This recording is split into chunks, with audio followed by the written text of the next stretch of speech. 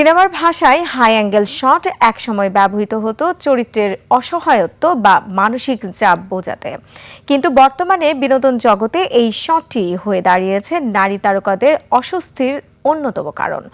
একদল তথাকথিত content ক্রিয়েটরের top angle ভিডিওর বিকৃত চর্চায় বিপন্ন হচ্ছে শিল্পীদের ব্যক্তিগত গোপনীয়তা।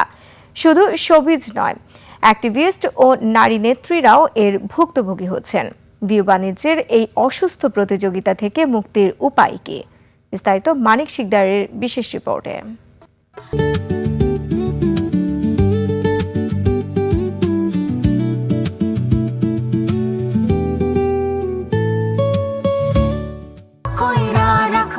যেকোনো ইভেন্ট বা শোতে প্রিয় তারকাকে এক নজর দেখতে মানুষের আগ্রহ থাকাটাই স্বাভাবিক, কিন্তু এই ভিড়ের আড়ালে লুকিয়ে আছে নতুন আতঙ্ক, যাকে বলা হচ্ছে টপ অ্যাঙ্গেল ভিডিও। ভিডিও ধারণের সময় লেন্সটি তারকাদের চোখের উচ্চতা না রেখে উদ্দেশ্যমূলকভাবে উপর থেকে ধরা হয়। হাই অ্যাঙ্গেল থেকে কাউকে ধরছেন, তাকে আপনি দুর্বল হিসাবে চিত্রিত করছেন বা ছোট হিসাবে চিত্রিত করছেন, এটা সিনেমার জায়গা থেকে। তা আমাদের এখানে যেটা ব্যবহার হচ্ছে যে আপনার ইউটিউবার বা হচ্ছে যত্রতত্র হচ্ছে যে এরকমের হাই অ্যাঙ্গেল থেকে ভিডিও করা হচ্ছে এবং ওই ক্যারেক্টারের বা ওই মানুষের অগোচরে কাজটা করা হচ্ছে। শুধু শোবিজ অঙ্গনের সেলিব্রিটি নয়, মেলায় ঘুরতে যাওয়া সাধারণ দর্শনার্থী বা রাজপথে আন্দোলনের নেত্রী সব নারীরাই এই অপচর্চার শিকার। হীন উদ্দেশ্য প্রণোদিতভাবে কাজটি করে যে আমি পরবর্তীতে এই ভিডিওটি একটু বাজেভাবে উপস্থাপন করব। প্রথমত এই চিন্তাটাই তো খুব বাজে, এটি তো একটা সাংবাদিকতার চিন্তা হতে পারে না। একসময় বিনোদন সাংবাদিকতা ছিল সুস্থ বিনোদনের মাধ্যম, কিন্তু ইন্টারনেটের যুগে এখন যার হাতে মোবাইল তিনি বনে গেছেন সাংবাদিক।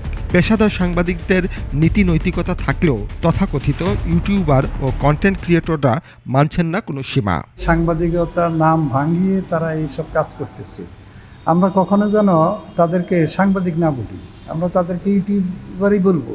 এই সংকটের পেছনে আয়োজকদের অব্যবস্থাপনাকে দায়ী করছেন বিশেষজ্ঞরা। হলিউড বা বলিউডের ইভেন্টগুলোতে সাংবাদিকদের জন্য আলাদা জোন থাকলেও আমাদের দেশে তা অনুপস্থিত। ফলে ইউটিউবারদের ভিড়ে মূলধারা সাংবাদিকরাও এখন প্রশ্নবিদ্ধ হচ্ছেন।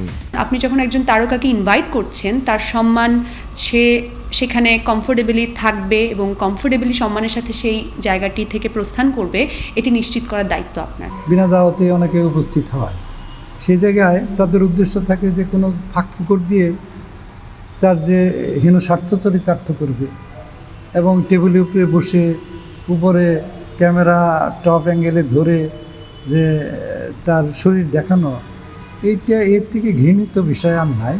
এই অপেশাদার চর্চা বন্ধে এখন কঠোর হওয়ার সময় এসেছে বলে মনে করছেন ঢাকা বিশ্ববিদ্যালয়ের টেলিভিশন, ফিল্ম ও ফটোগ্রাফি বিভাগের এই শিক্ষক। যে সরকারের আসলে এই বিষয়ে দায়িত্বশীল হওয়া উচিত। এ ধরনের মিডিয়া মনিটরিংয়ের একটা, বিশেষ করে এই নন কিউরেটেড যে মিডিয়াগুলো লাইক ফেসবুক, ইউটিউব, টিকটক, ব্যাপক মনিটরিংয়ের মধ্য দিয়ে এটাকে আসলে ঠিক করে ফেলা। সুস্থ বিনোদন, সাংবাদিকতার পরিবেশ রক্ষায় প্রযুক্তির সঠিক ব্যবহারের পাশাপাশি প্রয়োজন মানবিক কাণ্ডজ্ঞান। ভিউ বাণিজ্যের এই দৌড়ে যেন নৈতিকতা আর সম্মান হারিয়ে না যায়, এটাই এখন শিল্পী ও সুস্থধারা সংবাদকর্মীদের প্রধান দাবি। মানিক শিকদার, 21 টেলিভিশন, ঢাকা।